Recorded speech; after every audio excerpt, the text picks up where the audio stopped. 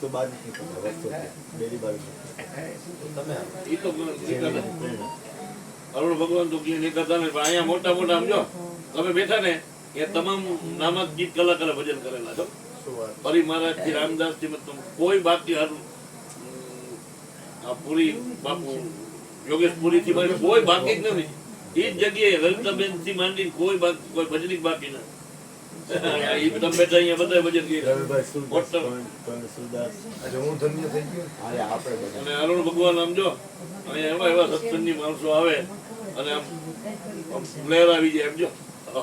સત્સંગ કાયમ એવા કઈ 40 વર્ષ ચાલે.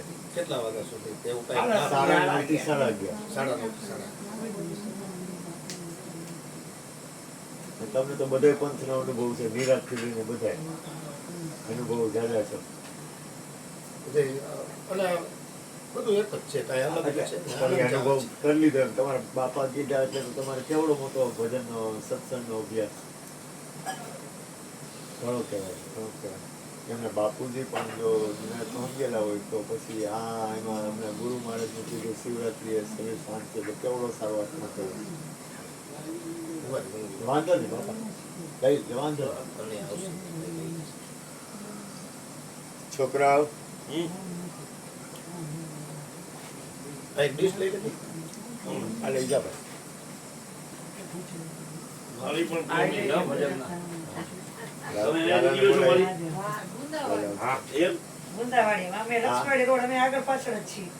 આ લોકો બહુ હૃદયના ભાવ પ્રેમ.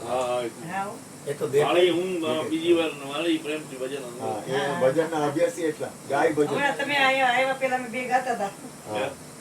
અમે બે ગાતા હતા. તો જ બે નજર કે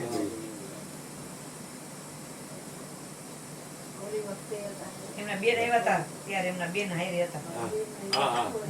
વાત એ માળી હતી આવ્યા હતા. આ કાલ હું નીકળ્યો તો નહીં થઈ ગયા મને આવ્યા જ તા મેં કીધું. કચ્છમાં કાલ ગયો હતો ને હે ના પણ હું અહીંયાથી 10:30 રાતે નીકળ્યો તો કટાળું હોય તો એમના ઘરમાં બધા ભજનની કામ બધા મજા. અને મારા ઘરમાં હું એક જ છું. નાનો પાડે કોઈ હું આમાં પડી ગયું ભજન. બાકીમાં ઘરમાં બધા છેટા અને આપણે રહેવું